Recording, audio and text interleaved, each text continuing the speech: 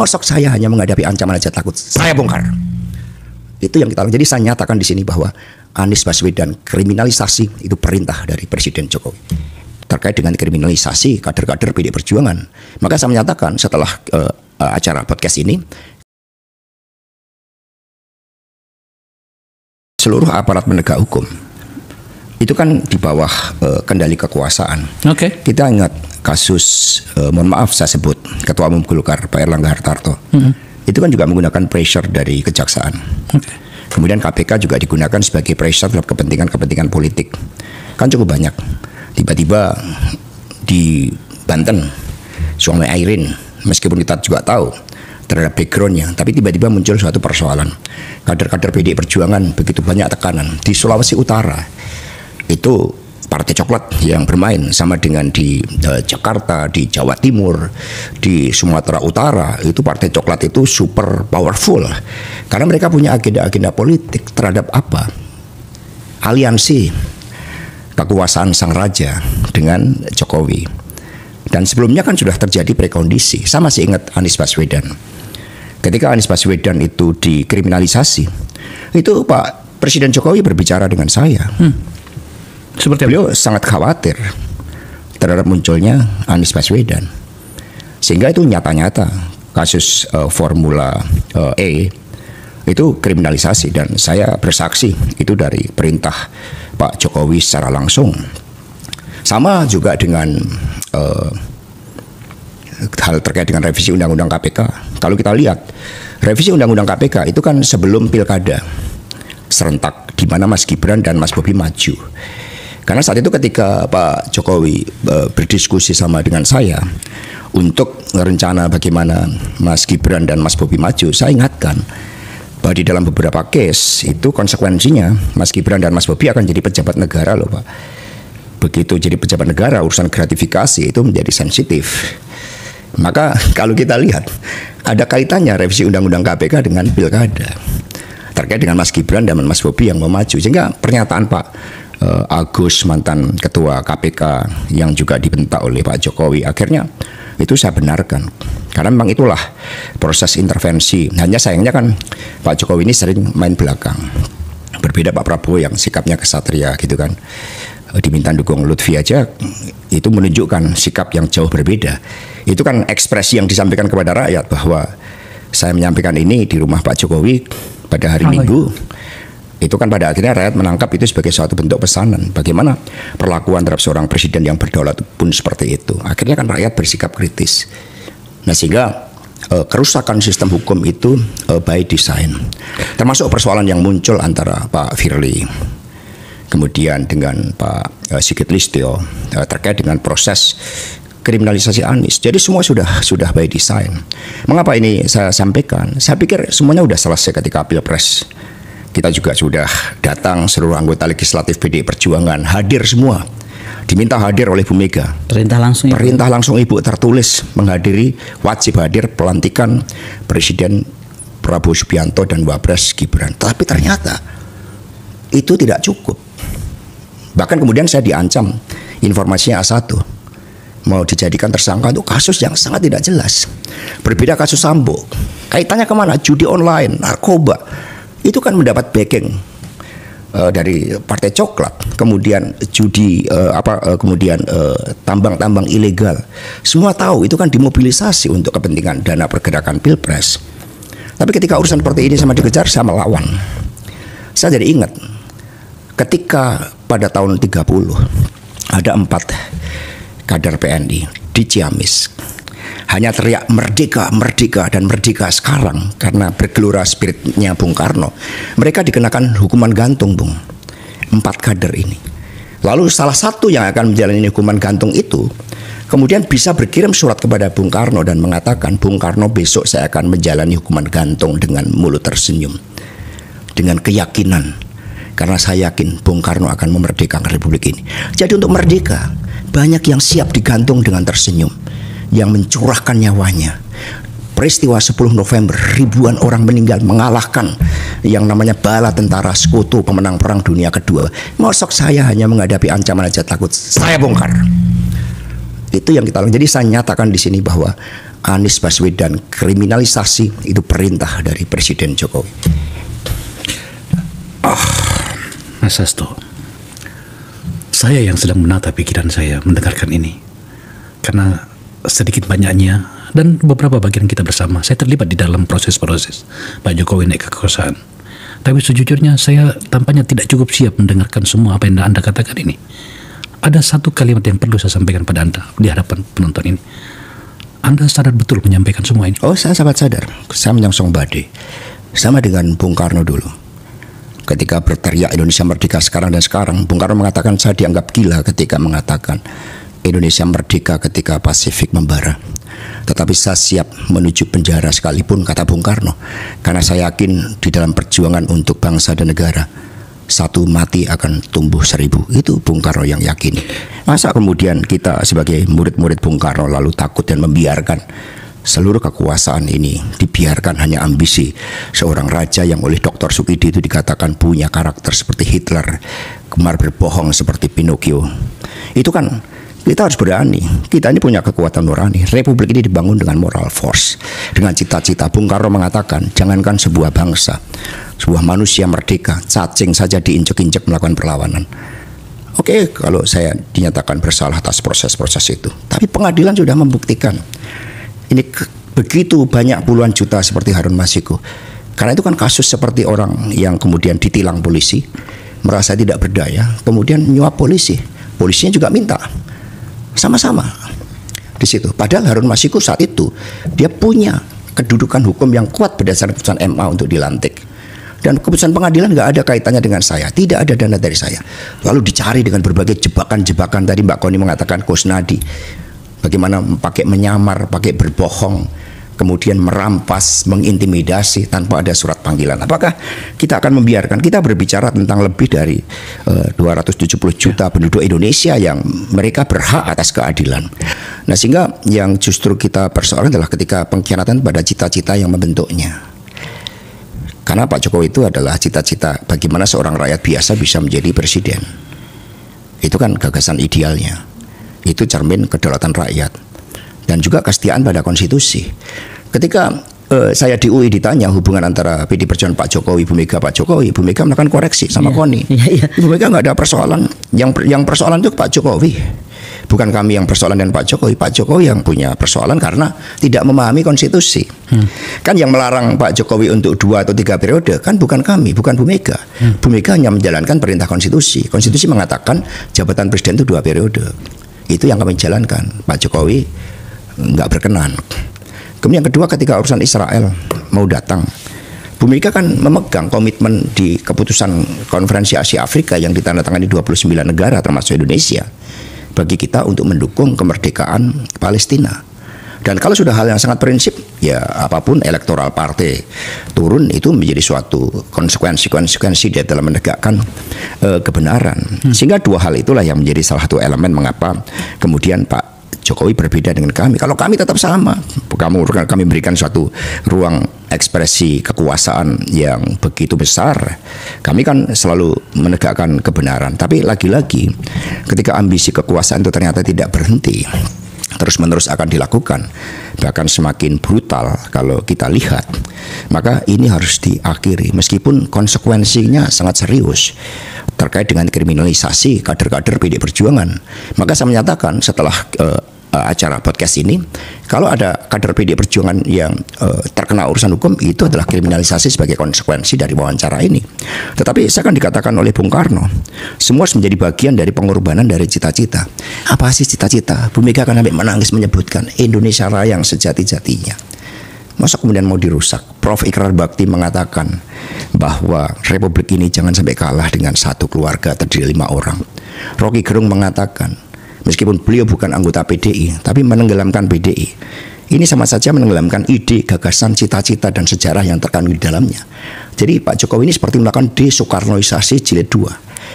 Karena gagasan-gagasan Bung Karno itu mau coba ditenggelamkan bersama dengan PD Perjuangan. Tetapi beliau lupa bahwa kita ini adalah rakyat, kita ini partai yang sah. Kita ini warga negara yang sah. Sehingga menenggelamkan kami sama saja menenggelamkan warga negara Indonesia. Ini yang selalu diingatkan oleh Ibu Mega. Apakah Pak Jokowi masih bisa melakukan segala hal ketika dia tidak lagi sebagai presiden, Mas? Ya sebenarnya secara teoretik kekuasaan tidak bisa. Tetapi Pak Jokowi kan melakukan begitu banyak penempatan-penempatan jabatan-jabatan strategis sebelum beliau lengser. Ya contohnya jabatan Pak Sigit Listio. Ini kan belum melompati 5 angkatan. Dan ini kan karena ada kedekatan personal. Pak Jokowi tanpa dukungan Partai Coklat bukan siapa-siapa. Tapi justru instrumen kekuasaan itulah yang kemudian dimainkan. Dan kemudian kan terjadi keanehan. Kurang apa Mas Pramono Anung terhadap Pak Jokowi? Ya. Beliau lah yang merekomendasikan Pak Jokowi sebagai wali kota. Tetapi pada akhirnya dengan alasan rekam jejak, itu kan hanya prosedural. Tapi intinya adalah ini orang saya. Sehingga Pak Jokowi mematikan meritokrasi, termasuk proses demokratisasi dengan campur tangannya. Itu yang kita persoalkan. Pak, menyangkut dengan itu, ya saya juga bersikap, Mas. Kemarin pada saat kita ngambil gambar ini, itu saya men-tweet sesuatu yang mengatakan gini, sebagai tokoh, apalagi mantan, adalah perlu mengajarkan tentang kearifan. Maka saya meminta Pak Jokowi untuk menjelaskan kepada publik rekam jejak seburuk apa seorang Pramono Anung, seburuk apa rekam jejaknya Andika Perkasa dan seburuk Risma. Apa jejaknya Risma, hingga kemudian Pak Jokowi yang bukan bagian dari partai dan kekuasaan itu mengkampanyekan orang yang disebutnya rekam jejak yang lebih buruk, supaya kemudian publik atau terutama anak-anak kita bisa mendapatkan pelajaran, oh ternyata rekam jejak itu penting. Tapi sebelum sampai pada bagian itu, jelaskan dong, karena setahu saya Mas Pram itu selain 10 tahun mendampingi Pak Jokowi sebagai menteri kepercayaan, juga orang yang menandatangani surat rekomendasi beliau sebagai wali kota di Solo. Andika Perkasa sebagai Panglima TNI tentu saja adalah penjaga utama kehormatan dari Presiden. Ibu Risma dengan seluruh kesederhanaannya, Ibu Risma ngomong sama saya langsung, berkali-kali menolak jabatan menteri, tapi tetap dipaksa oleh Pak Jokowi. Dan ada di podcast saya itu. Nah, pada bagian ini saya merasa saya harus bertanya kepada Pak Jokowi, seperti itukah yang Anda maksud? Oh iya, karena yang ada adalah penguburan gambaran ideal tentang demokrasi itu. Ini yang terjadi, sehingga ketika Pak Jokowi menyatakan rekam jejak seperti apa, maka pertanyaan Bung Akbar betul sekali, dan ini sebenarnya sangat dalam, apalagi kalau kita juga menyentuh aspek kultur, nilai-nilai yang hidup di masyarakat, sebagaimana Koni tadi sampaikan. Butet aja mengkritik Pak Jokowi dengan melek ngidong lali. Tapi kan berbagai gerakan para seniman, budayawan, para akademisi, ini kan ternyata tidak mampu menembus tembok-tembok ambisi kekuasaan dari Pak Jokowi itu. Maka buat saya sekali lagi, ketika justru di dalam pesta demokrasi melalui pilkada ini beliau masih campur tangan dan kemudian berbagai instrumennya masih memberikan intimidasi, itu kita tidak bisa dibiarkan. Saya begitu sedih setiap menerima laporan kepala desa, bahkan anggota DPRD kami di Bolmong, Sulawesi Utara, megang mic aja nggak boleh. Gereja-gereja dimasukin atas nama Partai Coklat pada kepentingan kekuasaan. Maka kemudian saya menyelusuri rekam jejak Polri. Saya menemukan sekarang ada 3 klaster Polri. Yaitu klaster yang pertama adalah Polri Merah Putih. Inilah yang diperjuangkan oleh kami, kita semua sebagai warga bangsa, termasuk PD Perjuangan. Polri yang menegakkan hukum, Polri yang presisi dalam pengertian yang sebenarnya, bukan presisi sebagai anak buah Jokowi, presisi yang seperti Singapura. Ketika orang Indonesia begitu masuk Singapura, ada atmosfer keadilan, ada atmosfer ketakutan untuk tidak berani melanggar hukum. Itu Polri dalam bayangan yang didirikan oleh Raden Said Sukanto Cokro, Kapolri pertama. Kemudian juga Brimob, ada sosok Jenderal Muhammad Yasin, ada Jenderal Hugeng. Ini kategori Polri dalam wajah yang ideal, yang dicita-citakan oleh para pendiri Republik, dan otomatis cita-cita Bung Akbar, Koni, saya, seluruh warga bangsa. Yang kedua, yang disebut oleh bocor alus sebagai Parcok, Partai Coklat. Ya ini mohon maaf ya, termasuk saya sebut Pak Listio Sigit, karena begitu banyak fakta-fakta yang terungkap di MK tentang keterlibatan ini yang kemudian mereduksi. Kalau saya mengkritik ini, jangan kemudian teman-teman Polri marah ya, karena kita ingin mengembalikan marwah Polri pada kesejatiannya yang berasal dari rakyat, yang presisi di dalam menegakkan hukum, yang presisi dalam menegakkan keadilan, bukan presisi sebagai hulu balang dari sang raja. Dan kemudian yang ketiga yang sifatnya abu-abu, maka saya akan sengaja pakai baju hitam dan putih. Itu politik pada akhirnya hitam putih, nggak bisa abu-abu lagi, tinggal kita mau memilih kemana. Nah, makna merah putih itu harus kita tunjukkan. Maka di sini di tengah ancaman itu justru saya tunjukkan spirit merah putih ini. Agar ini harus kita akhiri bersama. Kalau enggak, di mana mimpi kita sebagai anak bangsa tentang kemerdekaan, tentang peradaban yang sekarang mencoba dirusak lagi dengan pilkada serentak yang harusnya berjalan dengan baik. Kan nyata-nyata Andika Perkasa mencoba dihabisin, Pramono Anung mencoba dikepung dengan cara-cara seperti itu.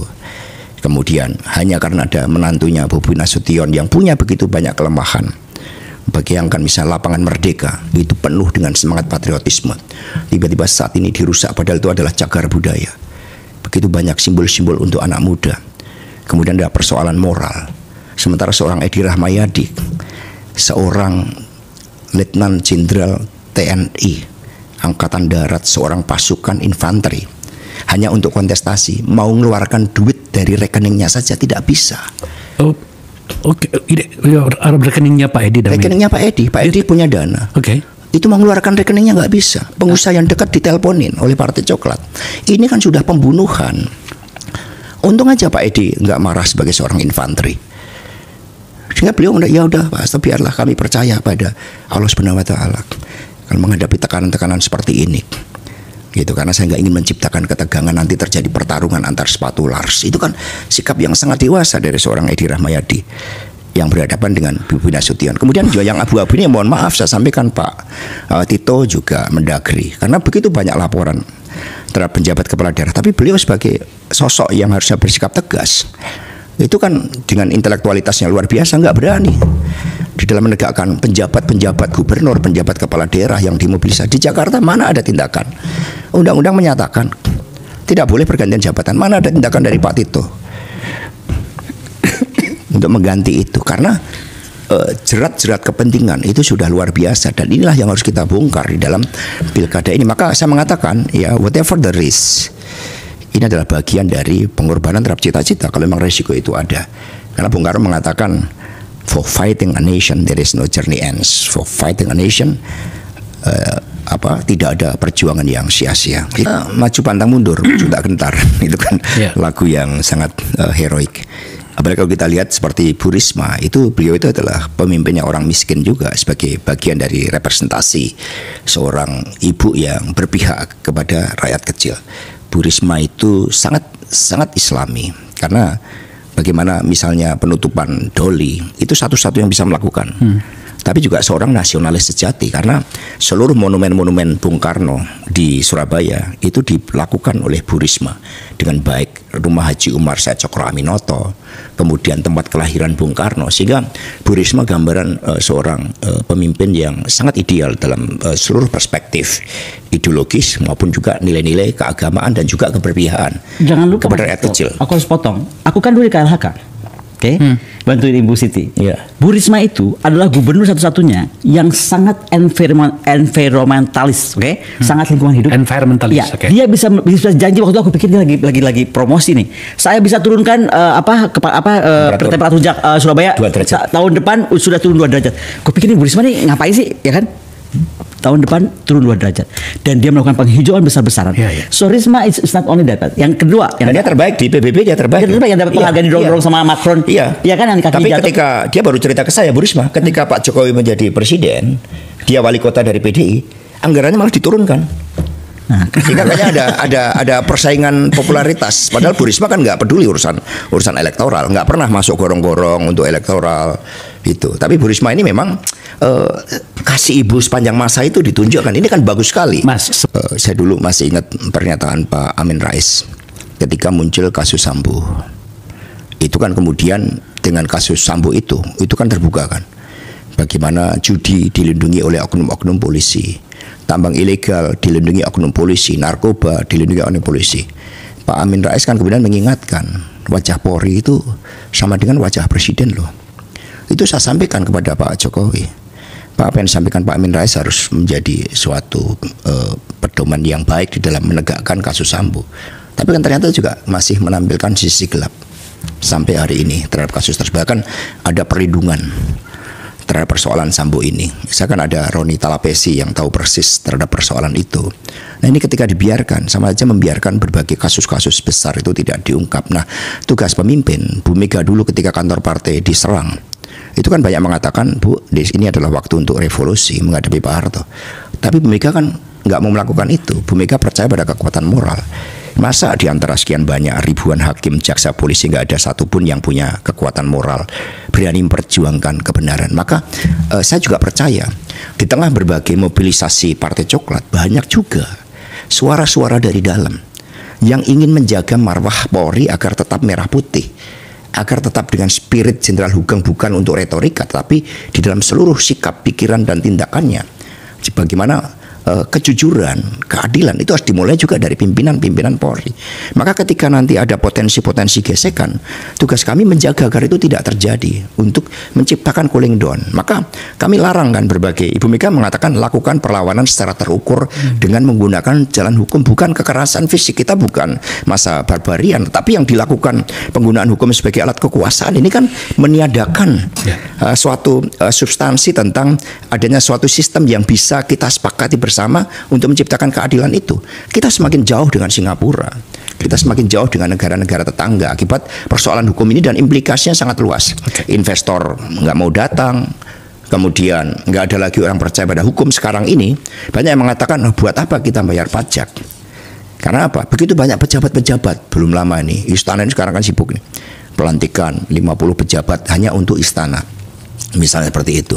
Jika mari, kita ini sedang susah sebagai bangsa dengan ancaman geopolitik. Maka mari kita turun ke bawah, lihat persoalan rakyat ini, dan kita bergabung bersama-sama. Kita dukung Pak Prabowo. Beliau kemarin menyatakan 25% anak-anak kita kelaparan. Itu kan sekaligus tamparan buat Pak Jokowi yang selama ini mengklaim tentang suatu keberhasilan. Lalu ngapain kita harus campur tangan terlalu dalam buat pilkada?